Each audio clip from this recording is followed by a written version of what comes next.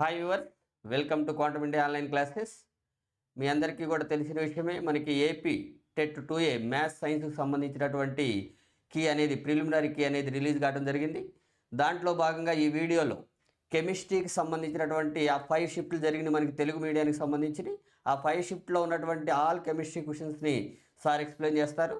Sir పేరు మనకి CHS Lakshmana Swamy sir, senior faculty in chemistry. మనకి సారు ఇంటర్మీడియట్ వీడియోస్ కూడా చేస్తూ ఉన్నారు. ఆ వీడియోస్ అన్నీ కూడా రేపటి నుంచి మీకు డైలీ అప్లోడ్ అవుతూ ఉంటాయి. మీకు అన్నమాట ప్రకారంగానే ఇంటర్మీడియట్ వీడియోస్ని అప్డేట్ చేస్తా అని చెప్పాను. అప్డేట్ చేస్తూ ఉంటారు రేపటి నుంచి. తర్వాత సారు కూడా మనకి ఏంటి అంటే లైవ్కి మనకి జనవరి నుంచి కొంత అందుబాటులో ఉంటారు. ఏదైనా ఒకవేళ మీరు డిస్కస్ చేసుకోవాలని అనుకుంటే అది కూడా ఉంటుందండి. ఇప్పుడు ఈ వీడియోలో మనకి సబ్జెక్ట్ కన్నా మనకి ముఖ్యంగా అభ్యర్థులు ఈ కీ రాంగు లేకపోతే ఎన్నో ఇలాంటి ఆలోచనలో ఉంటారు కాబట్టి దానికి సంబంధించినటువంటి ఎక్స్ప్లెనేషన్ కోసమే ఈ వీడియో అనేది తీసుకోవడం జరిగింది. అదేవిధంగా మీకు సబ్జెక్ట్ నాలెడ్జ్ కావాలి అని అనుకుంటే దీని తర్వాత మనకి వచ్చేటటువంటి వీడియోస్లో ఏవైనా కొన్ని చాప్టర్స్ పెడతా ఉంటాము. దాంట్లో మీరు చెక్ చేసుకొని మన కోర్సెస్ని మీరు పర్చేజ్ చేసుకోవచ్చు ఒకవేళ కొత్త అభ్యర్థులు అయితే. ఎందుకంటే ఒకవేళ ఫుల్ ఫ్లెడ్జ్డ్ కాన్సెప్ట్ చెప్పడానికి ఇక్కడ మనకి 10th క్లాస్ లెవెల్ వరకే ఉంది కాబట్టి జస్ట్ క్వశ్చన్ ఆన్సర్ ఆ సరౌండింగ్స్ కొంతవరకు టచ్ చేసే అవకాశం అయితే ఉంటుంది. అంటే మీరు ఎక్స్పెక్ట్ చేసినంత ఒకవేళ ఇంటర్మీడియట్ లెవెల్ అది కావాలి అని అనుకుంటే మనకి అప్లోడ్ అవుతూ ఉంటాయి. యూట్యూబ్లో కొన్ని ఫ్రీ వీడియోస్ కూడా అప్లోడ్ చేస్తాం. అవన్నీ కూడా చెక్ చేసుకొని మీరు నిర్ణయించుకోవచ్చు. అదేవిధంగా ఆఫర్ పీరియడ్ కూడా నడుస్తుంది కాబట్టి ఒకసారి చూసుకోండి ఆ వీడియో. ఈ వీడియో కన్నా ముందు మనం అప్లోడ్ చేసిన దాంట్లో ఫుల్ ఫ్లెడ్జ్డ్ ఇన్ఫర్మేషన్ ఉంది. ఏదైనా డౌట్ ఉంటే మీకు ఆ స్క్రీన్ మీద స్క్రోల్ అవుతున్నటువంటి నెంబర్కి కాల్ చేసే ప్రయత్నం చేయండి. ఇక్కడ ఈ వీడియోలో కెమిస్ట్రీకి సంబంధించినటువంటి కీని ఒకసారి చెక్ చేసుకునేటటువంటి ప్రయత్నం చేయండి. వీడియో పూర్తిగా చూడండి. అప్పుడు ఎందుకంటే మనకి పేషెన్సీ కూడా అవసరం. స్కూల్ అసిస్టెంట్లో ఆ పేషెన్సీని టెస్ట్ చేయడానికే ఇక్కడ మనకి ఏది టైం టేకింగ్ క్వశ్చన్స్ అలా అడిగాడు అనగా మరి వాటి విశ్లేషణ ఏ విధంగా ఉంటుంది, వాటి ట్రిక్స్ ఏ విధంగా ఉంటాయి, ఆ సబ్జెక్ట్లో కాన్సెప్ట్స్ కోర్ కాన్సెప్ట్స్ ఎలా ఉంటాయో సార్ మాటలో మీరు వినే ప్రయత్నం చేయండి. థ్యాంక్ యూ అండి. Thank you sir. Right sir. Hi viewers, hi aspirants, good evening. ఈరోజు మనము ఇంతకుముందు AP TET AP government conduct చేసినటువంటి టెట్లో ఈ ఫిజికల్ సైన్స్కి సంబంధించినటువంటి కెమిస్ట్రీ పార్ట్లోని ప్రతి క్వశ్చన్ యొక్క వివరణ ఇవ్వడానికి నేను ఇప్పుడు ప్రయత్నం చేస్తాను. అదేవిధంగా మన సబ్జెక్టు జనరల్గా ప్రతి ఒక్క ఆస్పిరెంట్ ఫీల్ అయ్యేది ఏమిటి అంటే కెమిస్ట్రీ అనేది చూడంగానే అమ్మో మనకి రాదు, భయము అనే ఒక అపోహ. కానీ నిజంగా మాట్లాడితే ప్రతి చాప్టరు తరోగా జాగ్రత్తగా వింటూ అర్థం చేసుకుంటూ ఆ స్టడీ కనుక చేసినట్లయితే మిగతా అన్ని సబ్జెక్ట్స్తో పోల్చుకున్నట్లయితే చాలా త్వరగా మన పేపర్లో ఆన్సర్ డైరెక్ట్గా రికగ్నైజ్ చేస్తూ ఆన్సర్ చేసి స్కోరింగ్ ఎక్కువ తెచ్చుకోవడానికి చాలా అవకాశాలు అనేది ఉంటాయి.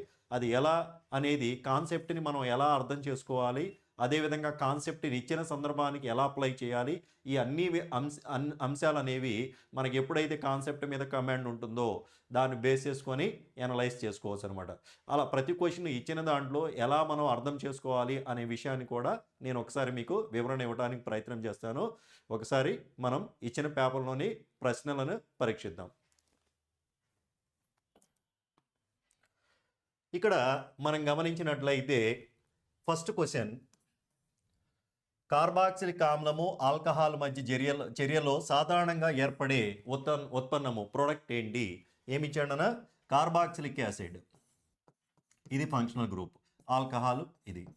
ఈ రెండు కలిస్తే జనరల్గా మనకి ఉదాహరణ మన డైలీ లైఫ్లో వాడేవి acetic acid plus alcohol, ethyl alcohol.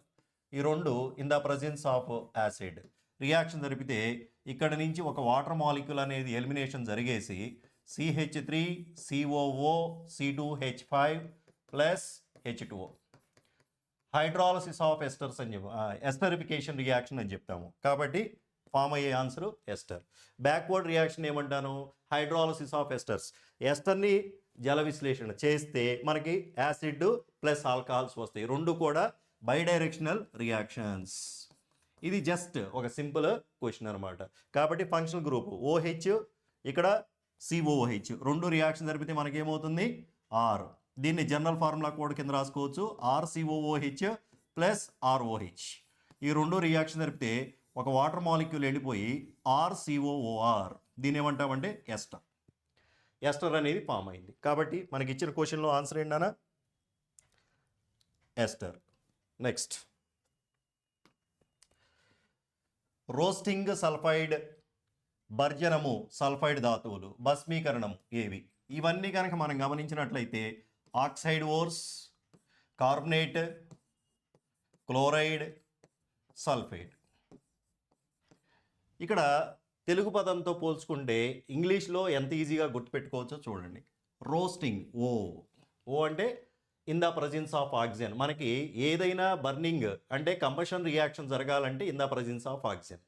ఇక్కడ క్యాల్సినేషన్లో ఏ లెటర్ కనుక చూసినట్లయితే ఆబ్సెన్స్ ఆఫ్ ఆక్సిజన్ అంటే గాలి లేకుండా భర్జనం హీట్ చేయటాన్ని భస్మీకరణం అంటాము. గాలి సమక్షంలో చేస్తే భర్జనము అంటాం.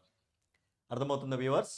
భర్జనము, భస్మీకరణము ఈ తెలుగు పదాలతో పోల్చుకున్నట్లయితే ఇంగ్లీష్ పదంలోని ఒక చిన్న లెటర్ ద్వారా మనం హింట్ ఎలా గుర్తుపెట్టుకోవచ్చు అంటే రోస్టింగ్ ఎప్పుడు కూడా in the presence of oxygen జరుగుతుంది. బర్నింగ్ రియాక్షన్ అంటే కంబషన్స్. ఇక్కడ ఎలా జరుగుతుంది? హీటింగ్ వచ్చేసరికి in the absence of oxygen. ఆ గాలి లేకుండా జరిగేటువంటివి ఏమయ్యా అంటే కార్బనేట్స్. ఈజీగా కార్బనేట్స్కి మనం గాలి లేకపోయినా కార్బనేట్ కార్బన్ డైఆక్సైడ్గా మారి బయటికి వెళ్ళిపోతుంది.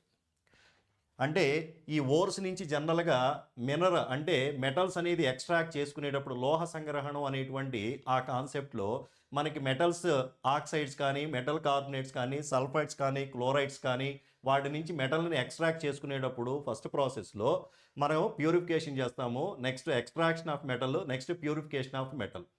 కాన్సన్ట్రేషన్ ఆఫ్ ఓర్ ఫస్ట్ ఏం చెప్తామంటే కాన్సన్ట్రేషన్ ఆఫ్ ఓర్, దానిలో గాఢత అనేది పెంచడం అనమాట. రెండోది ఎక్స్ట్రాక్షన్ ఆఫ్ మెటల్, మూడోది ప్యూరిఫికేషన్ ఆఫ్ మెటల్. అలా ఎక్స్ట్రాక్షన్ ఆఫ్ మెటల్ చేసుకునేటప్పుడు రోస్టింగ్, పైరాలసిస్ అనేవి రెండు చేస్తుంటాము. దానిలో కార్బనేట్స్, హైడ్రేట్స్ అనేటువంటి ఓర్స్ అనేది జనరల్గా in the presence of calcination. So answer is second one, carbonate. Next భూపలకల కదలిక వలన సంభవించేవి. ఇది అందరికీ కామన్గా తెలిసినటువంటి జనరల్ క్వశ్చన్, భూకంపాలు. నెక్స్ట్ చల్లని నీటిలో తీవ్రమైన చర్యనిచ్చే లోహాల జత. ఇది రియాక్టివిటీ సిరీస్ అనేది ఒక్కసారి మనం గుర్తుపెట్టుకోగలిగినట్లయితే మూలకాల యొక్క చర్యాశీలత మనకి పీరియాడిక్ టేబుల్లోని మూలకాలు గమనించినట్లయితే హై ఎలక్ట్రో పాజిటివ్ మెటల్స్కి రియాక్టివిటీ ఎందుకు ఎక్కువ ఉంటుంది? వాటి యొక్క వ్యాలెన్సీ షెల్లో ఒకే ఒక ఎలక్ట్రాన్ ఉంటుంది కాబట్టి ఆ ఒకే ఎలక్ట్రాన్ లాస్ అయితే they will try to gain nearest Nobel gas configuration. వాటి యొక్క అష్టక విన్యాసం అనేది తొందరగా వస్తుంది కాబట్టి ఆ మూలకాల యొక్క చర్యాశీలత ఎక్కువగా ఉంటుంది కాబట్టి అవి నీటితో ఈవెన్ కోల్డ్ వాటర్ తీసుకున్నా కూడా చర్యాశీలత చాలా ఎక్కువగా ఉంటుంది. పొటాషియము, సోడియము అంటే sodium, potassium, rubidium, caesium, francium ఇవన్నీ కూడా 1A గ్రూపు మూలకాలు. నెక్స్ట్ వచ్చేసరికి ఏమవుతుంది? 2A గ్రూపు మూలకాలు. Magnesium, calcium, strontium, barium, radium వీటికి ఆల్రెడీ 2 ఎలక్ట్రాన్స్ ఎక్సెస్ ఉంది. సమ్వాట్ కంప్లీట్లీ ఫిల్డ్ అయినప్పటికీ కూడా అవి కూడా 2 ఎలక్ట్రాన్స్ లాస్ అయితే నియరెస్ట్ నోబెల్ గ్యాస్ అనేది వస్తుంది. వీటన్నిటి యొక్క చర్యాశీలత అనేది మనకి జనరల్గా రిడాక్స్ రియాక్షన్స్ అంటే ఆక్సీకరణ క్షయకరణ చర్యలు అనేటువంటి కాన్సెప్ట్ చాప్టర్లో మనకి, లేదా ఎలక్ట్రోకెమిస్ట్రీలో కూడా ఆ ఆర్డర్ ఆఫ్ సిరీస్ అనేది ఎలక్ట్రోకెమికల్ సిరీస్ అనేది మనకి ఇవ్వడం జరుగుతుంది. వీటిలో జనరల్గా మనం అంత డెప్త్ మనకి కాన్సెప్ట్ లేకపోయినా 1A 2A గ్రూపు ఎలిమెంట్స్తో పోల్చుకుంటే 1A గ్రూప్ ఎలిమెంట్స్కి highly reactive potassium, sodium. So ఇవి ఏం చేస్తున్నాయి? ఈవెన్ కోల్డ్ వాటర్తో కూడా రియాక్షన్ జరిపి KOH ప్లస్ H2 గ్యాస్ అనేది రిలీజ్ చేయడం. లేదా సోడియం తీసుకుంటే సోడియం కూడా రియాక్షన్ జరిపి sodium hydroxide plus H2 gas బయటకు వచ్చేసింది. దాంతోపాటు హీట్ బ్యాలెన్స్ చేయలేదు నాన్న, స్కెలిటన్ ఈక్వేషన్ రాస్తున్నాను. So answer is this is next reactivity. Next స్థిర కక్ష అనేటువంటి భావనను ప్రతిపాదించింది ఎవరు? అటామిక్ స్ట్రక్చర్ చాప్టర్లో మనం గమనించినట్లయితే రోదర్ఫోర్డ్ కాన్సెప్ట్ వరకు కూడా స్థిరమైనటువంటి కక్షల opinion as long as electron revolving it neither lose nor gain అనేటువంటి కాన్సెప్ట్ని బోర్ అనే శాస్త్రవేత్త ఇంట్రడ్యూస్ చేయడం జరిగింది. అంతకు ముందు ఉన్నటువంటి రోదర్ఫోర్డ్లోని డ్రాబ్యాక్ని ఓవర్కమ్ చేస్తూ. కాబట్టి స్థిర కక్ష అంటే స్టేషనరీ ఆర్బిట్స్, నీల్స్ బోర్ అనేటువంటి శాస్త్రవేత్త కరెక్ట్ ఇచ్చారు. నెక్స్ట్ అయానిక సమ్మేళనాలకు సంబంధించి సరికాని వాక్యము. ఇంగ్లీష్ కూడా చూసుకుంటూ ఉండాలమ్మా. Incorrect statement. తెలుగులో ఏదన్నా అచ్చు దోషం ఉన్నా ఫైనల్ మనకి మార్కింగ్ అంతా కూడా ఇంగ్లీష్ వర్షన్ బేస్ చేసుకుని స్కోరింగ్ ఇవ్వడం జరుగుతుంది అనమాట. కాబట్టి రెండింటిని కూడా ఒకసారి జాగ్రత్తగా గమనిస్తూ ఉండాలి. కాబట్టి సంబంధించి సరికాని వాక్యము. అయానిక్ కాంపౌండ్స్ అంటే తెలుసు కదా, అవి between metal and non metal. Strong electrostatic force of attractions due to opposite charges in the given chemical compound. దాన్ని గమనించినట్లయితే fused state generally in the solid state ionic conductors are there is no free movement of ions. కాబట్టి bad conductors. అవేంటి conductivity అంటే తనకుండా వాహకతను ప్రదర్శించదు. కానీ fused స్టేట్లో అంటే గలన స్థితిలో అయానిక సమ్మేళనాలు మంచి విద్యుత్ వాహకాలు. Correct answer. అయానిక సమ్మేళనాలు అధ్రువ, ఇవన్నీ కూడా ఏంటిది, అయానిక్ కాంపౌండ్స్ అనేవి generally soluble in polar solvents, అంటే ధ్రువ ద్రావణాలలో లైక్ వాటరు అటువంటి వాటిలో. మీకు సోడియం క్లోరైడ్ ఉంది, అది అయానిక్ కాంపౌండ్. సోడియం క్లోరైడ్ అంటే తెలుసు కదా, డైలీ లైఫ్లో వాడుతున్నాం. ఉప్పు నీళ్ళల్లో వేస్తే కరిగిపోతుందా, కరగట్లేదా? అదే ఉప్పుని తీసుకువెళ్ళి కిరోసిన్లో వేస్తే కరుగుతుందా, కరగదు కదా. అది సమ్మేళనాలు దేంట్లో కరుగుతాయి, వాటర్లో కరుగుతాయి. అంటే దాన్ని పోలార్ సాల్వెంట్స్ అంటాము. అధ్రువ ద్రావణాలు ఇక్కడ ఉంది నాన్న, డిజాల్వ్ ఇన్ నాన్ పోలార్. కాబట్టి రాంగ్ స్టేట్మెంట్ దిస్ ఈస్. అయానిక సమ్మేళనాలు దృఢమైనవి, 3 డైమెన్షనల్ స్ట్రక్చర్. అవన్నీ కూడా అంటే వన్ పాజిటివ్ ఆర్ నెగిటివ్ ఏదైనా ఒకటి తీసుకుంటే around that opposite charge containing ions will located in a 3 dimension pattern. అందువల్ల చాలా స్ట్రాంగ్ మరియు వీటికి ద్రవీభవన స్థానం కూడా ఎక్కువగా ఉంటుంది. అయానిక సమ్మేళనాలు ఐసోమెరిజం అనే దాన్ని ప్రదర్శించదు. కారణము నాన్ డైరెక్షనల్. ఇవన్నీ ఏంటన్నానా, ఇవి నాన్ డైరెక్షనల్ అంటే దిశ అనేది లేదు. కాబట్టి కోవలెంట్ కాంపౌండ్స్ మాత్రమే ఐసోమెరిజంని ప్రదర్శిస్తాయి. అయానిక్ కాంపౌండ్స్ ఐసోమెరిజము ఎగ్జిబిట్ చేయవు. కాబట్టి 3 స్టేట్మెంట్ కరెక్టే. ఇదొకటే. సంబంధించి సరికాని వాక్యం ఏంటంటే అధ్రువ ద్రావణాలలో కరుగుతాయి, తప్పు అనమాట. నెక్స్ట్, నీటిలో కరిగినప్పుడు ఆల్కలీ. ఆల్కలీ అంటే క్షార. ఆల్కలీ అనగానే గుర్తుపెట్టుకోవాల్సింది ఆల్కలీలను ఏర్పరిచే ఆక్సైడ్. ఆల్కలీ మెటల్స్ అంటే ఏ group elements, 1A group metals. 1A group ఎలిమెంట్స్ని ఆల్కలీ మెటల్స్ అంటాం. ఆల్కలీ అంటే షోర్ అంటే సముద్రపు లవణాల నుంచి మనకి లభించేటువంటి మూలకాలు వాటిల్లో. కాబట్టి నైట్రోజన్ కాదు, సల్ఫర్ కాదు, ఫాస్ఫరస్ కాదు, ఇవన్నీ నాన్ మెటల్ ఆక్సైడ్స్. ఇదొక్కటి మాత్రమే సోడియం ఆక్సైడ్, సోడియం మొనాక్సైడ్ అని చెప్తాం అనమాట. కాబట్టి so answer 3 is correct. NaOH, Na2O నీటిలో కరిగింది. కరిగినప్పుడు ఏమిస్తుంది, alkali, basic nature. That is అలా ఆల్కలీని ఏర్పరిచేటువంటి స్వభావం ఉంది. కాబట్టి వాటిని ఆల్కలీని ఏర్పరిచే ఆక్సైడ్ అంటే sodium monoxide. Next, dry cleaning నందు ద్రావణిగా ఉపయోగించే పెట్రోలియం యొక్క అంశీభూతము. పెట్రోలియం ప్రొడక్ట్స్లో గమనించినట్లయితే ఎల్పిజి, పెట్రోలు, కిరోసిన్, డీజిల్. మనకి జనరల్గా మనం డ్రై క్లీనింగ్ మనం ఏదైనా క్లాస్ తీసుకెళ్ళి మనం ఇంటి పక్కన ఉన్నటువంటి షాపుల్లో ఇచ్చినప్పుడు జనరల్గా వాళ్ళు వాడేది పెట్రోల్. కాబట్టి డైరెక్ట్ పెట్టానమ్మా. ఎల్పిజి వాడము, కిరోసిన్, డీజిల్ ఇంకా స్టిక్కీ నేచర్ కాబట్టి దాన్ని అసలు మనము ప్యూరిఫై చేయలేము. ఇది వోలటైల్ కాంపౌండ్, ఈజీగా ఎవాపరేట్ అయిపోతుంది, స్ట్రెయిన్స్ని రిమూవ్ చేస్తుంది. కాబట్టి అక్కడ డ్రై క్లీనింగ్ నందు మనం ద్రావణిగా ఉపయోగిస్తాం, డైరెక్ట్ బిట్టే. నెక్స్ట్, భర్జనము, సల్ఫైడ్ ధాతువులు, భస్మీకరణము ఆల్రెడీ వచ్చినట్టుంది. కార్బనేట్ ధాతువులు, మిగతావి కాదు. నెక్స్ట్, 2 కార్బన్ పరమాణువులు ఉన్న ఒక సమ్మేళనంలో ఆ కార్బన్ల మధ్య ద్విబంధం ఉన్నది. ద్విబంధము అనగానే జనరల్ ఫార్ములా గుర్తుపెట్టుకోవాలి, CnH2n. ఆల్కీన్స్,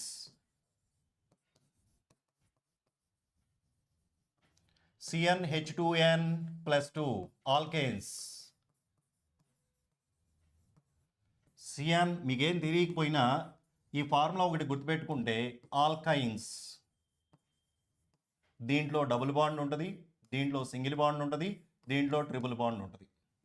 ఇక్కడ మనకేమున్నా అడిగాడు, ద్విబంధం ఉన్నది సమ్మేళనం ఫార్ములా. ఇక్కడ మనకి తెలియలా, N=2 అన్ని చోట్ల 2 ఉన్నది, కామన్ కదా. ద్విబంధం కావాలి కాబట్టి C2H4 అయిపోయింది answer. Direct bit, no confusion, direct bit.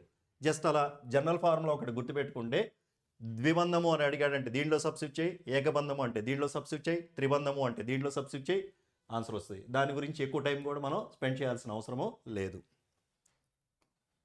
Next, ఈథేన్లో ఉన్న సంయోజనీయ బంధాల సంఖ్య ఇప్పుడే రాసుకున్నాం కదా, ద్విబంధము అన్నాం. స్ట్రక్చర్ గీసుకోవాలి. అప్పుడు స్ట్రక్చర్ గీసుకుంటే సమయోజనీయ బంధం అంటే కోవలెంట్ బాండ్స్. కోవలెంట్ అంటే ఏంటి? Required number of electrons contributed by both atoms and shared mutually.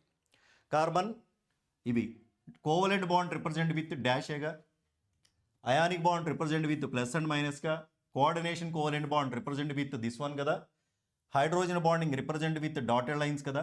ఇవన్నీ కూడా మనకి కెమికల్ బాండింగ్ చాప్టర్లో కాన్సెప్ట్స్, ఒక్కొక్క కాన్సెప్ట్లో ఒక్కొక్క బాండ్ అనేది మనకి వస్తుంది. ఇక్కడ డాష్ కనపడినవి ఎన్ని ఉన్నాయి? 1 2 3 4 5 6. Direct bit. జస్ట్ స్ట్రక్చర్ కూడా మనం గీసుకుంటే ఆన్సర్ వచ్చేస్తుంది. మంచు ద్రవీభవన స్థానం కెల్విన్ స్కేల్లో డిగ్రీ సెంటిగ్రేడ్లో ఎంత?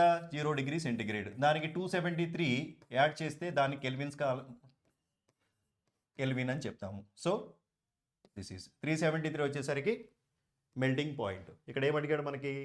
బాయిలింగ్ పాయింట్ 373, మెల్టింగ్ పాయింట్ అడిగారు కాబట్టి 273. ఎక్స్ అనే మూలకపు పరమాణు ద్రవ్యరాశి సంఖ్య 23. పరమాణు ద్రవ్యరాశి ఏ ఈజ్ ఈక్వల్ టు 23. అందులోని న్యూక్లియాన్స్ అంటే ఏంటి? న్యూట్రాన్స్, ప్రోటాన్స్ రెండు ఉండేది కదా mass number. So answer is 23. అర్థమవుతుందా? ఎటమిక్ నెంబర్ అడిగితే ఎటమిక్ నెంబర్ అంటే that is equal to A minus Z. Number of neutrons ఎన్ని ఉన్నాయి అంటే ఏ మైనస్ జెడ్ వాడతాము. Protons is equal to Z. Protons or electrons. కాబట్టి ఇప్పుడు మాస్ నెంబర్ అంటే ఆల్ ఫండమెంటల్ పార్టికల్స్, న్యూక్లియస్లో ఉండే ప్రోటాన్స్ మరియు న్యూట్రాన్స్ రెండు కలిపితే దట్ ఈజ్ ఈక్వల్ టు కేంద్రక కణాలంటే మాస్ నెంబర్కి సమానం. So that is direct bit. Carbon dioxide అణువులో గల ద్విబంధాల సంఖ్య. కార్బన్ డయాక్సైడ్ ద్విబంధాలు ఎన్ని ఉన్నాయి? ఇక్కడ ఒక ద్విబంధం ఉంది, ఇక్కడ ఒక ద్విబంధం ఉంది. సో 2 ద్విబంధాలు ఉన్నాయి. మొత్తము సంయోజనీయ బంధాలు ఎన్నంటే 4 రాయాలి, ద్విబంధాలు ఎన్నంటే 2 రాయాలి. కాబట్టి ఇచ్చిన క్వశ్చన్ ఏ విధంగా అడిగాడు అనే పాయింట్ని జాగ్రత్తగా అబ్జర్వ్ చేస్తూ ఆన్సరింగ్ ఇవ్వండి. నెక్స్ట్, విద్యుత్ తీగలు ప్లాస్టిక్ తొడుగులను కలిగి ఉంటాయి. కరెక్టే, ఇన్సులేటర్స్ కాబట్టి. ఇన్సులేటర్స్ ఎందుకు? మనకి ఎలక్ట్రిక్ షాక్ నుంచి మనల్ని ప్రొటెక్ట్ చేసుకోవడానికి. ప్లాస్టిక్లు ఉత్తమ ఉష్ణ మరియు విద్యుత్ వాహకతను కలిగి ఉంటాయి. ఆ వాహకత కలిగి ఉంటే అసలు మనం వాడం కదా, షాక్ కొడుతుంది కదా. ఈజీ బిట్టే కదా, డైరెక్ట్ మనం ఆలోచించిన అంటే సబ్జెక్ట్ తెలియపోయినా జనరల్గా ఆలోచించినా మనకు అర్థమైపోతుంది. So A is right or is wrong? That is ethanol సోడియంతో చర్య జరిపే. ఎథనాల్ అనగానే ఓల్ అంటే ఆల్కహాల్. సోడియంతో చర్య జరిపింది. హెచ్ బయటికి వెళ్ళిపోతుంది, సోడియం సబ్స్టిట్యూషన్ జరుగుతుంది. ప్లస్ ఒకటే తీసుకుంటే హైడ్రోజన్ ఎప్పుడు కూడా ఎలిమెంటల్ స్టేట్లో ఎగ్జిబిట్ అవ్వదు కదా, బ్యాలెన్స్ కోసం. దీన్ని సోడియం ఇథాక్సైడ్ ఏమంటానా? Sodium ethoxide. చర్యాశీలత. లోహం అనేది అక్కడ ఉన్నటువంటి హైడ్రోజన్ అనేది డిస్ప్లేస్ చేస్తుంది, స్థానభ్రంశం. కాబట్టి ఆప్షన్ ఎక్కడ ఉంది? C2H5ONA plus H2. అవి ప్రొడక్ట్స్ వస్తాయి మనకి. Not related to thermite reaction. Thermite చర్యకు సంబంధించినది. థర్మేట్ వెల్డింగ్ జనరల్లీ మనం ఎప్పుడు వాడతాము? రైలు పట్టాలను అతికించడానికి. అవి ఒక చోట నుంచి వేరొక చోటకి కదిలించలేము కదా, ఆ సందర్భంలో ఆ రైలు పట్టాల మధ్య ఉన్నటువంటి గ్యాప్ని ఫిల్ చేయడం కోసము ఉపయోగించేటువంటి పద్ధతి. దీంట్లో ఏం వాడతాము? Iron oxide react with aluminium powder. ఇవి రేషియో ఉంటుంది. అవి రియాక్షన్ జరిపితే Al2O3 plus iron in the liquid form along with heat. That is called thermite welding reaction. ఇది కనుక గమనిస్తే ఐరన్ 3 ఆక్సైడ్ అల్యూమినియంల మధ్య జరిగే చర్య. థర్మేట్ చర్య అంటే ఇదేగా రాసింది. లోహము ద్రవ స్థితిలో లభిస్తుంది. మోల్డెన్ స్టేటే ద్రవ స్థితిలో. అప్పుడు ఆ ద్రవ స్థితిలో ఉన్నప్పుడే కదా గ్యాప్లో మనకి లిక్విడ్ అనేది మూవ్ అయ్యి కొంతసేపటికి గట్టిపడిపోయి తర్వాత దాన్ని రిమూవ్ చేసేస్తారు. వెల్డింగ్ మిషన్స్ క్యారీ చేయాల్సిన పరిస్థితి ఒక్కొక్కసారి చాలా అడవుల్లోనే ఎక్కడో ఉంటాం. అటువంటి అప్పుడు చిన్న క్రూసిబుల్స్లో ఆ మిక్సర్ ఉంచేసి దాన్ని ఇగ్నీట్ చేయగానే మెల్ట్ అయిపోయి లోపల ఆ లిక్విడ్ ఫామ్ అయ్యి అమౌంట్ ఆఫ్ హీట్ అనేది రిలీజ్ అవుద్ది. అలా రిలీజ్ అవుతున్నప్పుడు ఆ మెటల్ అనేది మోల్డెన్ స్టేట్లో ఉండి కొంతసేపటికి చల్లబడిపోయిన తర్వాత అక్కడ గడ్డగట్టిపోతుంది. కాబట్టి లోహం ద్రవస్థితి కరెక్టే. సంబంధించినది ఉష్ణగ్రాహక చర్య అంటే ఎండోధర్మిక్, హీట్ రిలీజ్ అవుతుందని చెప్పాను. హీట్ రిలీజ్ అవుతుంది అంటే exothermic, this is not endothermic. రైలు పట్టాలను అతికించడానికి, సో సంబంధించనిది అంటే ఇది third option is the answer. ఒక రైతు క్షారయుతంగా ఉన్న క్రింది ప్రవచనాలు చదివి సరియైన ఐచ్ఛికమును ఎంచుకోండి, కరెక్ట్ ఆన్సర్ని సెలెక్ట్ చేసుకోండి అన్నారు. ఒక రైతు క్షారయుతంగా ఉన్న తన వ్యవసాయ క్షేత్రంలోని నేలకు కంపోస్టుతో చికిత్స చేశాడు. అప్పుడు దాని నుంచి కంపోస్ట్తో చేసినప్పుడు న్యూట్రలైజేషన్ అవుతుంది, ఓకే కరెక్టే. మితిమీరిన రసాయన ఎరువులు వాడటం వల్ల నేల క్షారయుతం అవుతుంది, తప్పు, ఆమ్లయుతం అవుతుంది. అందుకని ఎరువులు ఎక్కువగా వాడద్దు. ఆర్గానిక్ ఇది ఫెర్టిలైజర్స్ అనేది గవర్నమెంట్ కూడా తగ్గించండి. కంపోస్ట్ ఎరువులు లేకపోతే సేంద్రియ వ్యవసాయం చేయండి అని ఎందుకు అంటున్నారు అంటే వీటిలో ఫర్ ఎగ్జాంపుల్ మీకు అర్థమవడం కోసం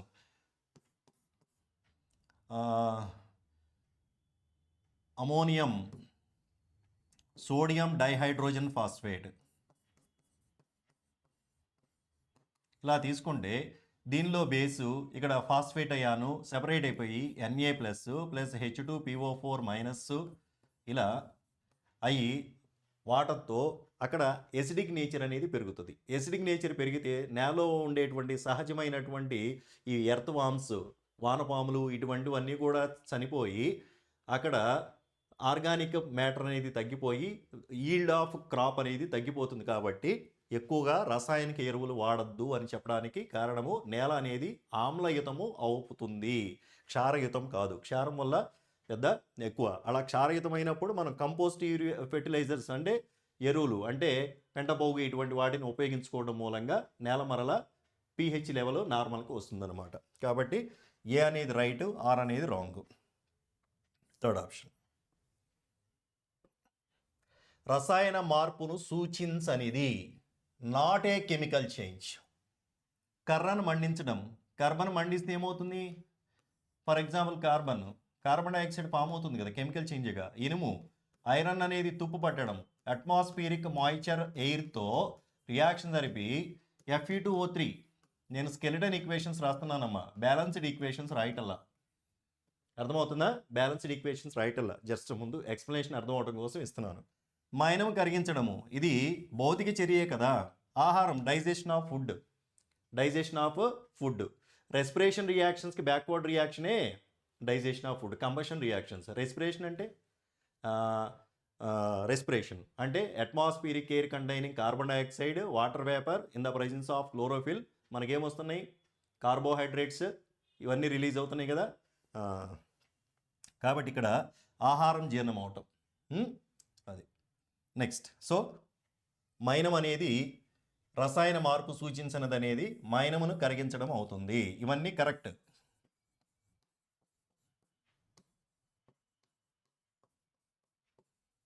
నెక్స్ట్, సోడా నీరు ద్రవంలో వాయువు, అదే కదా ద్రవంలో వాయువు.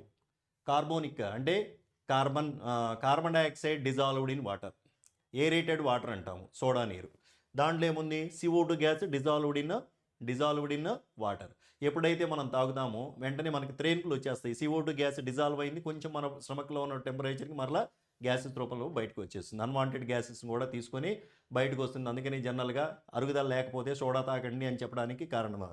మరి టింక్చర్ ఆఫ్ ఐడిన్ అంటే iodine present in the potassium iodide solution అంటే వాటర్ ప్లస్ KI ప్లస్ దాంట్లో అది ద్రావణంలో ఉంటుంది. అంటే అవి ఘన పదార్థం అనేది ద్రవంలో ఉంటుంది, అది ద్రవంలో ఘన పదార్థం ఉంటుంది అది. ఓకేనా? దట్ ఈస్ జస్ట్ కంపోజిషన్ తెలిస్తే అర్థమైపోతుంది. క్రింది వాక్యాల్లో సరికాని వాక్యం, ఇన్కరెక్ట్ స్టేట్మెంట్. వివిక్త కక్షలు అంటే while revolving in discrete orbits the electrons do not radiate energy. అంటే వాటి యొక్క ఓన్ కక్షలో తిరుగుతున్నంతసేపు ఎలక్ట్రాన్లు శక్తిని వెలువరించవు. కరెక్టే. As long as electrons revolving around the nucleus neither lose nor gain any amount of energy. దాన్ని ఏమని చెప్పుకున్నాము? అవి బోర్లో ఈచ్ డిఫైనెట్ షెల్ హ్యావింగ్ అంటే each orbit having definite energy and definite radius, ఇవన్నీ కూడా నీల్స్ బోర్ అనేటువంటి సైంటిస్ట్ ఎక్స్ప్లెయిన్ చేశారు. అదే మనకు లోవర్ లెవెల్లో కూడా ఉన్న బేసిక్ ఇన్ఫర్మేషన్ ప్రకారం ఎలక్ట్రాన్స్ తిరుగుతున్నంతసేపు వాటి యొక్క ఓన్ కక్షలో శక్తి గ్రహించడం కానీ కోల్పోవడం కానీ జరగదు. కరెక్టే. ఒక మూలకపు ఐసోటోపులు ఒకే పరమాణు సంఖ్య ఇప్పుడు ఇమీడియట్గా ఐసోటోప్ అనగానే H11 టాప్స్ డిఫరెంట్, టోప్లో టాప్ డిఫరెంట్, H12 H13 కలిగి ఉన్నాయి. ఇక్కడ ఎగ్జాంపుల్ చూడు, అన్నిట్లో ఎలా రాస్తాము, XZA, జెడ్ అంటే పరమాణు సంఖ్య, అన్నిట్లో కూడా పరమాణు సంఖ్య సేమే కదా. కాబట్టి ఒకే మూలకపు ఐసోటోపులు ఒకే పరమాణు సంఖ్యను కలిగి ఉంటాయి, ఒక మూలకపు ఐసోటోపులు. కరెక్టే, మాస్ నెంబర్ డిఫరెంట్. సరికాని వాక్యం అడిగాడు కదా. ఒక మూలక పరమాణు వ్యాసార్థం దాని కేంద్రక వ్యాసార్థానికి 10⁻⁵ రేట్లు తక్కువగా ఉంటుంది. Sorry, atomic radius is equal to ఏం తెలుస్తున్నానా మీకు, 10⁻⁻10 మీటర్స్. మరి కేంద్రక వ్యాసార్థం వచ్చేసరికి nuclear radius 10⁻⁻13 centimetres or -15 metres. Radius వాటి యొక్క ఎంత ఉంది వేరియేషన్, దాంతో పోల్చుకున్నట్లయితే ఏమన్నాడు, మూలక పరమాణు వ్యాసార్థము దాని కేంద్రక వ్యాసార్థానికి 10⁵ టైమ్స్ తక్కువగా ఉంటుందా. మనకేమైంది, -10 ఎక్కువ -15 ఎక్కువ, కాబట్టి నెగిటివ్ వాల్యూ ఇది పెద్దది. ఎప్పుడైనా సరే అసలు ఈ వాల్యూస్ కూడా నీకు తెలియలా, పరమాణుతో పోల్చుకుంటే పరమాణు యొక్క మధ్య భాగంలో కదా కేంద్రకం ఉండేది. మరి కేంద్రకం యొక్క సైజు ఎక్కువ లేకపోతే పరమాణు యొక్క సైజు ఎక్కువ, అదే అంటున్నాడు. మూలక పరమాణు వ్యాసార్థం దాని కేంద్రక వ్యాసార్థానికి 10⁵ టైమ్స్ తక్కువగా ఉంటుంది. So wrong option. ఐసోబార్లలో సమాన సంఖ్యలో కేంద్రక కణాలు ఉంటాయి. ఐసోబార్స్ అంటే mass number is same. For example potassium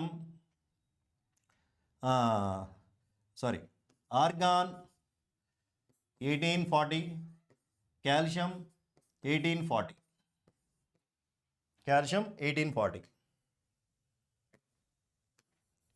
potassium 1939, కాబట్టి దానికి అవసరం లేదు. ఇక్కడ చూస్తే వీటిని ఏమంటాము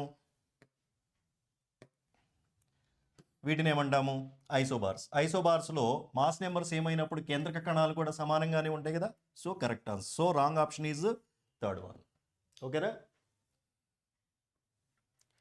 మీథేన్ అణువులో బంధంలో పాల్గొనే ఎలక్ట్రాన్ల సంఖ్య. మీథేన్ అణువు స్ట్రక్చర్ గీయి, ఇది తెలియలా. Carbon atomic number 6, electronic configuration 2,4 అంటే వ్యాలెన్సీ షెల్లో 4 ఉన్నాయి. మీథేన్ అన్నాడు, మీథేన్ అనగానే ఫార్ములా గుర్తుపెట్టుకో. కార్బన్ వచ్చేసరికి 4 ఎలక్ట్రాన్స్ ఇచ్చింది, 4 హైడ్రోజన్స్ 4 × 1 ఇచ్చినాయి. హైడ్రోజన్ అటమిక్ నెంబర్ 1 కాబట్టి 1s1 కాన్ఫిగరేషన్, మొత్తం 4 + 4 = 8. అంటే బంధాలు ఎన్ని, 1 2 3 4. బంధంలో పాల్గొనే ఎలక్ట్రాన్లు ఎన్ని, ఒక్కొక్క బాండ్ అంటే 2 ఎలక్ట్రాన్లు, సో 8. అర్థమవుతుందా. నెక్స్ట్,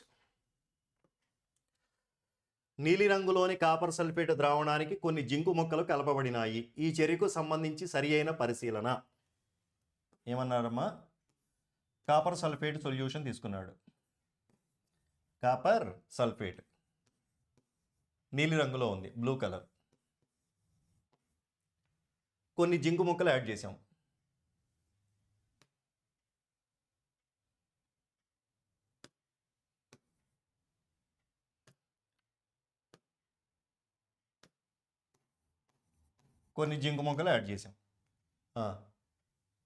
ఈ చర్యకు సంబంధించిన సరి అయిన పరిశీలన. జింక్ అనేది కాపర్ సల్ఫేట్తో రియాక్షన్ జరిపి ఏమవుతుంది, జింక్ సల్ఫేట్ ప్లస్ కాపర్ అనేది వస్తుంది. Zinc sulphate plus copper. Zinc copper sulphate ద్రావణం నుండి కాపర్ను స్థానభ్రంశం చెందిస్తుంది. జరిగిందిగా, కాపర్ డిస్ప్లేస్ అయిందిగా, రైటే. నీలిరంగు ద్రావణం ఎరుపు రంగుకు మారును. జింక్ కాపర్ సల్ఫేట్ ఏమైంది, మనకి ఇక్కడ బ్లూ కలర్లో ఉంది. జింక్ సల్ఫేట్ అయిపోయింది, కాపర్ బయటకు వచ్చేసింది. కాబట్టి నీలిరంగు ద్రావణం ఎరుపుకు మారును. ఈ చర్యకు సంబంధించిన ద్రావణం ఎరుపు రంగు, అక్కడికి ఏమైంది, కాపర్ డిస్ప్లేస్ అయిపోయింది కదా, సల్ఫేట్ లేదు కదా, సంయోగ స్థితిలో లేదు కాబట్టి రాదు, ఎరుపు రంగుకు మారదు. జిగ్గు ముక్కలపై ఆకుపచ్చని మరకలు ఏర్పడతాయి, రాంగ్. నీలిరంగు ద్రావణం రంగును కోల్పోతుంది, రాంగ్. సో ఈ చెరుకు సంబంధించి సరి అయిన పరిశీలన అంటే జింకు కాపర్ సల్ఫేట్ ద్రావణం నుంచి కాపర్ను స్థానభ్రంశం చెందించును. Very good. నెక్స్ట్, నీలిరంగు ద్రావణం ఏం చేస్తుంది, దీని యొక్క కలర్ అని జింక్ కాపర్ సల్ఫేట్ ఎప్పుడైతే మనకి జింకుతో రియాక్షన్ జరుపుతుందో జింక్ సల్ఫేట్ ఫామ్ అయిపోయి కాపర్ బయటకు వచ్చేసింది కాబట్టి అంటే నో కలర్.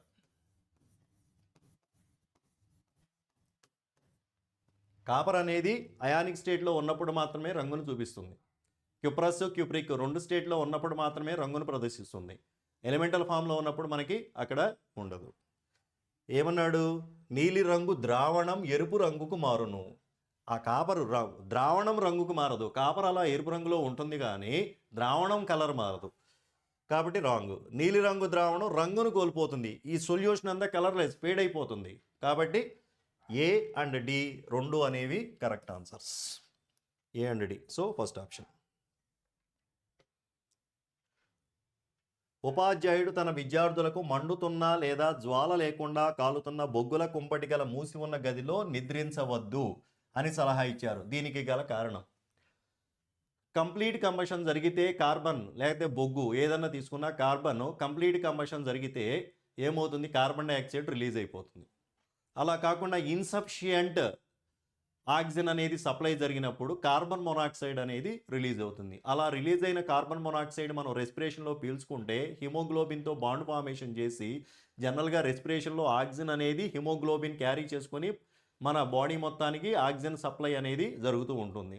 అలా కానీ ఆ సందర్భంలో కార్బన్ మొనాక్సైడ్ లెవెల్ అనేది రూమ్లో పెరిగిపోతే కార్బన్ మొనాక్సైడ్ హిమోగ్లోబిన్తో స్ట్రాంగ్ బాండ్ అనేది ఫామ్ చేసి కార్బాక్సీ హిమోగ్లోబిన్ అనేది అప్పుడు ఫర్దర్ ఆక్సిజన్ అనేది క్యారీ అవ్వదు, అప్పుడు సప్లై ఆగిపోతే చనిపోవడానికి కారణమవుతుంది. అందుకని బొగ్గుల కుంపటి కాలుతున్న అసంపూర్ణంగా మండుతున్న లేదా జ్వాల లేకుండా కాలుతున్న బొగ్గుల కుంపటి గల మూసి ఉన్న గదిలో నిద్రించవద్దు.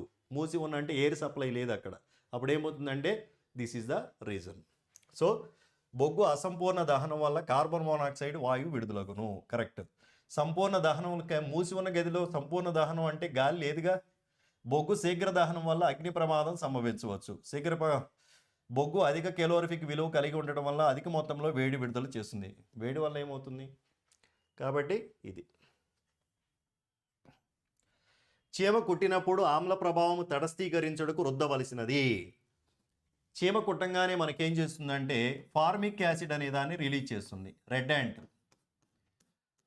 ఫార్మిక్ యాసిడ్ ఎప్పుడైనా సరే కొంచెం మండుతున్న స్వభావం అనేది మనకి అనిపిస్తుంది కాబట్టి అది ఎప్పుడైతే స్కిన్ మీద పడంగానే ఆ మంటను అనేదాన్ని మనం పోగొట్టుకోవటం కోసము బైకార్బోనేట్స్ అనేవి జనరల్గా మనము ఉపయోగిస్తాము. దాంతోపాటు కాలమైనటువంటి సబ్స్టెన్స్ అంటే జింకు కార్బోనేట్ అనే దాన్ని కూడా వాడతాం అనమాట.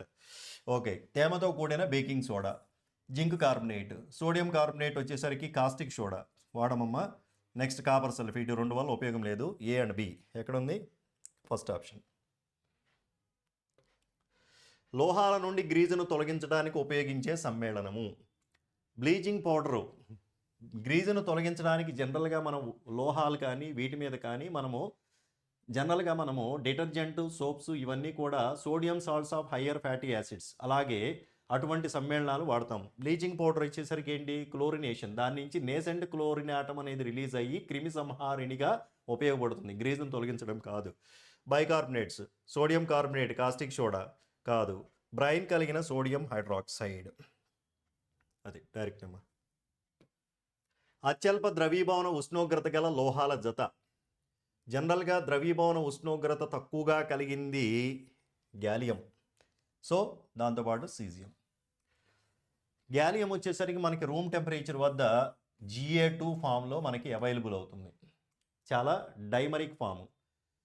కానీ అది even at normal temperature, room temperature కంటే కూడా తక్కువ ద్రవీభవన స్థానం ఉంటుందన్నమాట. కానీ మెల్టింగ్ పాయింట్ తక్కువ, బాయిలింగ్ పాయింట్ దాదాపు 2300 డిగ్రీ సెంటిగ్రేడ్ ఉంటుందంతా. కాబట్టి తక్కువ ద్రవీభవన ఉష్ణోగ్రత కలిగిన డైరెక్ట్ బిట్నానా గ్యాలియం సీజియం. ఒక గాజు లేదా లోహపు పాత్రలో నీటిని నెమ్మదిగా వేడి చేయు కృత్యంలో మనం పాత్ర లోపల చిన్న చిన్న గాలి బుడగలను గమనించవచ్చు. ఈ కృత్యం సూచించున్నది ఏమిటి? ఆల్రెడీ మనము ఇంటిలో ఏదైనా హీటర్ కనుక మనం ఉపయోగించినట్లయితే ఈ వేడి చేస్తున్నప్పుడు దానిలో నుంచి వాటర్ బుడగలు అనేవి బయటికి ఎయిర్ బబుల్స్ అనేవి చిన్న చిన్న బబుల్స్ బయటికి రావడం గమనిస్తాం. అంటే ఆల్రెడీ అక్కడ ఎలక్ట్రోలసిస్ జరిగి ఆల్రెడీ దానిలో ఉన్నటువంటి ఆక్సిజన్ అనేది బయటికి విడుదలవుతుంది. గాలి పీడనం కలుగజేస్తుంది.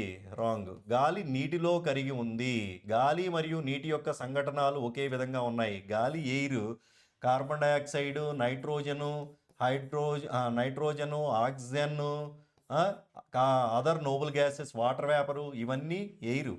మరి నీటి కంటే ఓన్లీ వాటర్. రెండింటి యొక్క కంపోజిషన్ ఒకే రకంగా ఎలా ఉన్నాయి? తప్పు. గాలి సంఘటన ప్రాంతాలను బట్టి మారుతుంది. అలా మారిపోతే మనం అసలు భూమి మీద నివసించలేము కదా. కాబట్టి గాలి నీటిలో కరిగి ఉంది ఆన్సర్. క్రింది ప్రవచనాలను చదివి సరి అయిన ఐచ్ఛికమును ఎంచుకోండి. ఘనద్రవ పదార్థాలతో పోల్చితే వాయువులు అధిక సంపీడ్యతను చూపుతాయి.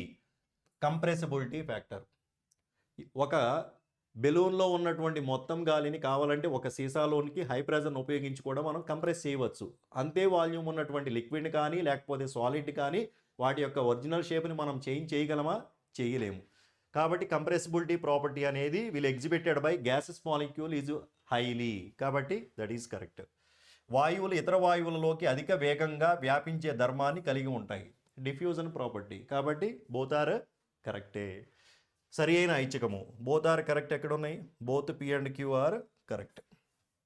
నెక్స్ట్, ఒక మూలకంలోని KLM కర్పరాల్లోని ఎలక్ట్రాన్ల సంఖ్య వరుసగా 2, 8, 6. దాని సంయోజకత 2, 8, 6. థర్డ్, K కక్ష, L కక్ష, M కక్ష.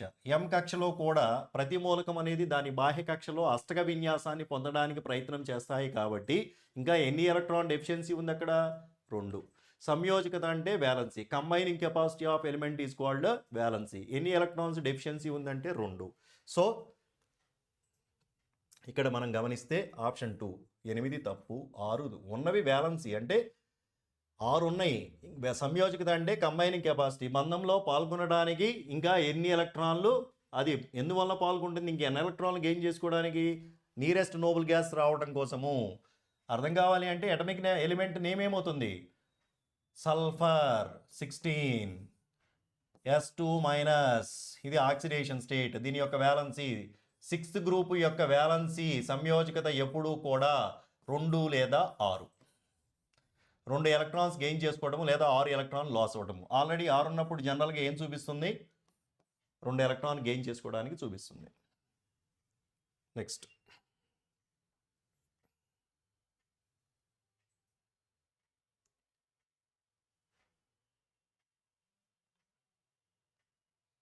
ఒక మూలకంలోని KLM కర్పరాల్లోని ఎలక్ట్రాన్ల సంఖ్య వరుసగా 2, 8 మరియు 6. దాని సంయోజకత వ్యాలెన్సీ అని అడిగాడు.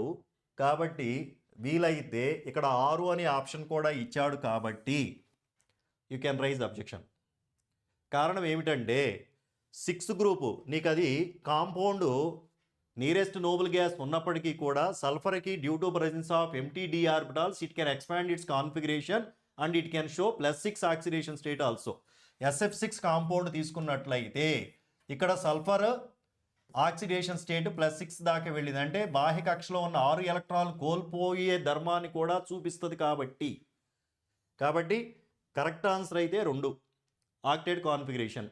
ఇన్ కేస్ మీరు 6 అనేది సెలెక్ట్ చేసిన వ్యాలెన్సీ ఆక్సిడేషన్ స్టేట్ అన్నాడంటే ఖచ్చితంగా మనకిస్తే మనం ఏదో ఒకటి ఇచ్చిన కాంపౌండ్లో ఎన్ని బంధాలు ఉన్నాయి, దాని బాండింగ్ నేచర్ అన్నీ చూసుకోవచ్చు. కానీ ఇక్కడ 6 అనేది కూడా ఇచ్చాడు. కాబట్టి 6 ఎలక్ట్రాన్లు కోల్పోయే అవకాశం ఉంది లేదా 2 గెయిన్ చేసుకునే ప్రవృత్తి ఉంది. కాబట్టి వ్యాలెన్సీ 2 లేదా 6.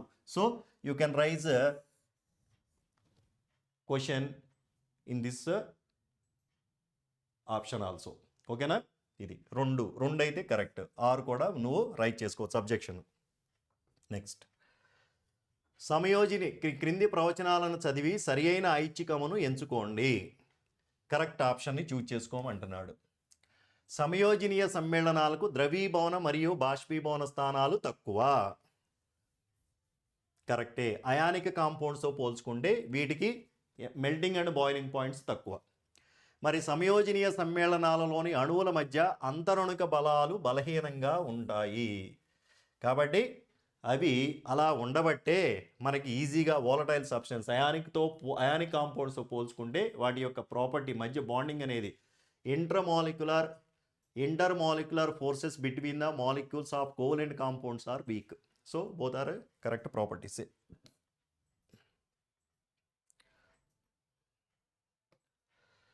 థర్మోప్లాస్టిక్ థర్మోప్లాస్టిక్ అనగానే ఏంటమ్మా, సెట్టింగ్ అని ఇక్కడే ఉంది. వన్స్ సెట్ అయితే తర్వాత రూపం మార్చాలి అంటే కష్టము. ఇక్కడ ఏమిచ్చాడు ఆప్షన్స్, బెకలైట్, మెలమైన్. కాబట్టి ఫ్లోరిడైల్స్ వంట పాత్రలు సామాగ్రి, విద్యుత్ స్విచ్లు వంట పాత్రలు పిడులు వేడి చేసినప్పుడు రూపం కోల్పోయి వంచుటకు వీలయ్యేవి థర్మోప్లాస్టిక్. వేడి చేసినప్పటికీ మెత్తబడనివి థర్మోసెట్టింగ్. ఏ ఆప్షను చూసుకోండి, 3. ఈ రెండిట్లోనే చూసుకోవాలా. A3. బి వచ్చేసరికి ఏమన్నాము 4. ఓకే, 2 ఉన్నాయి. నెక్స్ట్ వచ్చేసరికి బెకలైట్ అనేది మనం దేనికి వాడతాము, ఫ్లోరటైల్స్ వంట సామాగ్రి మొదలైనవి, విద్యుత్ స్విచ్లు వాటిల్లో, మెలమైన్ వీటిల్లో వాడతాం అనమాట. సి వచ్చేసరికి 2, డి వచ్చేసరికి 1. ఫ్లోరటైల్స్ మెలమైన్ అనే దాన్ని. సో ఇవి జస్ట్ వాటి యొక్క అప్లికేషన్స్ అనేది ఒక్కసారి ఫోకస్ చేయండి. దాన్ని బట్టి దాంట్లో ఇంకా డైరెక్ట్ పెట్టు, మనం చేసేది ఏమి లేదు. వాటి యొక్క అప్లికేషన్స్ గుర్తుపెట్టుకోవడమే. సిఎన్జికి సంబంధించి సరికాని వాక్యమును గుర్తించండి. దీనిని విద్యుత్ ఉత్పత్తికి ఉపయోగిస్తారు ఉన్నాయి. దీనిని రవాణా వాహనాలకు ఇంధనంగా ఉపయోగిస్తారు. కరెక్టే. ఇది స్వచ్ఛమైన ఇంధనము. ఓకే. దీని కెలోరిఫిక్ విలువ హైడ్రోజన్ కంటే ఎక్కువ. తప్పు, హైడ్రోజన్ కంటే తక్కువ. సో టేబుల్ ఇచ్చారు పుస్తకంలో, టేబుల్లో వాల్యూస్ ఒకసారి చూడండి. అది దాన్ని బట్టి ఏది ఎక్కువ తక్కువ అనేది మీరు డైరెక్ట్గా గుర్తుపెట్టుకోవాల్సిందే. స్వేదన జలంలో లిట్మస్ సూచిక అనగానే ఊదా రంగు కలిగి ఉంటుంది. డైరెక్ట్ బిట్ అనమాట. దాన్నే లిట్మస్ సొల్యూషన్ అని చెప్తామన్నమాట. Direct bit. ఈ పొరలో అలజడి కారణంగా భూకంపాలు వస్తాయి. భూమి యొక్క బాహ్య కేంద్రమా, అంతర్కేంద్రమా, భూప్రావారమా, భూపటలమా? దేంట్లో వస్తాయి? భూపటలంలో అలజడులు రావడం మూలంగానే కదా మనకి భూకంపాలు వచ్చేది. That is. అరచేతిలో ఒక స్పూన్ ఎసిటోన్ తీసుకున్నాము. దీనికి సంబంధించిన సరి అయిన పరిశీలన. ఎసిటోన్ తీసుకుంటే ఏమవుతుంది? ఎప్పుడైతే అది ఈజీలీ వోలటైల్ సబ్స్టెన్స్ వేపర్ అయిపోతుంది. అలా వేపర్ అయిపోయినప్పుడు మన శరీరం అంటే రూమ్ టెంపరేచర్ కంటే కూడా తక్కువ మన బాడీ టెంపరేచర్ కంటే కూడా తక్కువ ఉష్ణోగ్రత వద్ద అది ఈజీగా వోలటైల్ అయిపోతుంది. అందువలన మన శరీరం నుంచి ఉష్ణోగ్రత ఎప్పుడైతే గ్రహించుకుంటుందో, గ్రహించుకున్న ఉష్ణం వలన మనకు అక్కడేమొస్తుంది, చల్లగా అనిపిస్తుంది. కాబట్టి చల్లగా అనిపిస్తుంది, వెచ్చగా అనిపిస్తుంది అనేది రాంగ్. అది ఘన పదార్థంగా ఆవిరైపోతుందంటే ఘనం కాదు కదా, బాష్పీభవనంగా చెందుతుంది. So A and D options are correct. Next, ఏకపరమాణుకం హీలియం, త్రిపరమాణుకం ఓజోను, ఆక్సిజన్, నైట్రోజన్, ఆర్గాన్. ఇంకా ఆన్సర్ మీరే చెప్పేయండి. That is. క్రింది ప్రవచనాలను చదివి సరైన ఐచ్ఛికమును ఎంచుకోండి. మెగ్నీషియం 2 ఎలక్ట్రాన్లను కోల్పోయి Mg2+ మారుతుంది మరియు దీని ఎల్ కర్పరంలో అష్టకం పొందుతుంది. Magnesium atomic number 12. Electronic configuration 2,8,2 KLM. M కర్పరంలోని 2 ఎలక్ట్రాన్లు పోతే ఎల్లలో ఏమైంది? అష్టక విన్యాసం వచ్చిందిగా, రైట్. క్లోరిన్ 1 ఎలక్ట్రాన్ గ్రహించుకొని, క్లోరిన్ అటమిక్ నెంబర్ 17, 1 ఎలక్ట్రాన్ గ్రహించుకుందంటే 18 అయింది. దీని కాన్ఫిగరేషన్ ఏమి రాస్తాము? 2,8,8. కాబట్టి ఇది కూడా అష్టకం పొందింది కదా, ఎం కర్పరంలో మా అష్టకం పొందింది. 2 సరి అయినవి. పి మరియు క్యూ 2 సరి అయినవి. అది కోల్ గ్యాస్. క్రింది అంశాలను వాటి ఉపయోగాల ఆధారంగా జతపరచండి. కోల్ గ్యాస్, కోల్ తారు, బిటుమిన్ డైరెక్ట్ బిట్టమ్మా, తారులో వాడుతున్నాము. నెక్స్ట్ ఇక్కడ ఏమి ఇచ్చాడు మనకి? నాఫ్తలీన్ ఉండలు రోడ్ల ఉపరితలాలు వేయడానికి, రోడ్ల ఉపరితలాలు అంటే తారు, బిట్మిన్. స్టీల్ తయారీలో ఇంధనంగా. ఓకే, స్టీల్ వచ్చేసరికి ఇక్కడ ఏంది, కోకు. మనకి బ్లాస్ట్ ఫర్నెస్, లోహ సంగ్రహణం అనేటువంటి ఆ చాప్టర్ కనుక గమనించినట్లయితే మనము లోహాలను తయారు చేసుకునేటప్పుడు డిఫరెంట్ కైండ్స్ ఆఫ్ ఫర్నెసెస్ అనేది మనకి సిలబస్లో ఉంది. ఏమేంటవి, river battery furnace, blast furnace ఇలా ఉన్నాయి. వాటిల్లో బ్లాస్ట్ ఫర్నెస్లో కోకు రెడ్యూసింగ్ ఏజెంట్, క్షయకరణిగా ఉపయోగపడుతుంది. ఐరన్ ఆక్సైడ్ నుంచి కార్బన్ అనేది రియాక్షన్ జరిపి FeO plus CO, carbon monoxide, తర్వాత కార్బన్ డైఆక్సైడ్, ఫైనల్గా స్టేజెస్ ఒక్కొక్క టెంపరేచర్ వద్ద ఒక్కొక్క రకమైనటువంటి కాంపౌండ్ ఫామ్ అవుతుంది. అలా అక్కడ ఐరన్ తయారు చేయడంలో మనం వాడతాం కాబట్టి స్టీల్ తయారీ, steel iron plus carbon is called steel, దాని స్టీల్. అది బ్లాస్ట్ ఫర్నెస్లో స్టీల్ తయారీలో కూడా మనం వాడతాము. ఎందుకు మిగతా వాటితో ఐరన్ ఎందుకు తుప్పు పడుతుంది, స్టీల్ ఎందుకు తుప్పు పట్టదు అంటే due to presence of one small portion of carbon ఉండడం. ఒక లోహాన్ని అలోహంతో కానీ ఇతర లోహాలతో కానీ అర్ధలోహాలతో కానీ చర్య జరిపితే ఏర్పడే సమ్మేళనాలను మిశ్రమ లోహాలు, ఎల్లాయిస్ అంటాం. అలా ఎల్లాయిస్ తయారు చేయడం మూలంగా వాటి యొక్క durability, life span, other utilities, uses అన్నీ పెరుగుతున్నాయి. కాబట్టి స్టీల్ తయారీలో మనం కోక్ వాడుతున్నాం. కోల్ గ్యాస్ వచ్చేసరికి మనం దేనికి వాడతామమ్మా, ఇంధనంగా వాడతాం. గ్యాస్ ఎప్పుడు ఇంధనమేగా. నెక్స్ట్ కోల్ దార్ వచ్చేసరికి నాఫ్థలీన్ బాల్స్ని తయారు చేయడానికి. సో ఆప్షన్ చూడండి, కోక్, స్టీల్ A3 ఈ రెండు ఆప్షన్లో. నెక్స్ట్ B వచ్చేసరికి కోల్ గ్యాస్, ఇంధనము B4. So second option. Next పెరుగు, లాక్టిక్ యాసిడ్, డైరెక్ట్ బిట్. పాలకూర ఎందుకు తినండి అంటే ఆక్సాలిక్ యాసిడ్ ఉంటుంది దాంట్లో. సిట్రిక్ యాసిడ్ తెలుసు కదా, సిట్రస్ ఫ్రూట్స్. ఎస్టిక్ ఆమ్లం వచ్చేసరికి అదే వెనిగర్. ఆస్కార్బిక్ యాసిడ్ వీటిల్లో ఉంటుంది, ఏది మనకి యాపిల్ వీటిల్లో. కాబట్టి direct answer. So this is about paper explanation. అర్థమైంది అనుకుంటున్నాను. కాబట్టి ఈ విధంగా మనం ఎలా అయితే కాన్సెప్ట్ని గుర్తుపెట్టుకొని మనం ప్రతి బిట్ యొక్క ఆన్సర్ను, ఇంకా ఇక్కడ మీకు ఇంత టైం నేను ఎందుకు తీసుకున్నాను అంటే దాని ప్రతి క్వశ్చన్లోని ఇంటర్నల్ మీనింగ్ అనేది మనం అర్థం చేసుకుంటే ఫర్దర్ క్లాసెస్లో మనకి ఏదైనా ఆ టర్మినాలజీ వచ్చినప్పుడు కాన్సెప్ట్ ఈజీగా మనకు అర్థమవుతుందనే ఉద్దేశంతో ఈ రకమైనటువంటి వివరణను మనం దృష్టిలో ఉంచుకొని ఫర్దర్ క్లాసెస్ అనేది చదువుతూ ఉన్నట్లయితే, స్టడీ ప్రిపరేషన్ కొనసాగించినట్లయితే మనకి కాన్సెప్ట్ అనేది ఈజీగా అర్థమవటం మూలంగా ఎటువంటి ఆబ్జెక్టివ్ ఎగ్జామినేషన్లో అయినా సరే తక్కువ సమయంలో మనం ఆన్సరింగ్ చేయడానికి అవకాశం ఉంటుంది.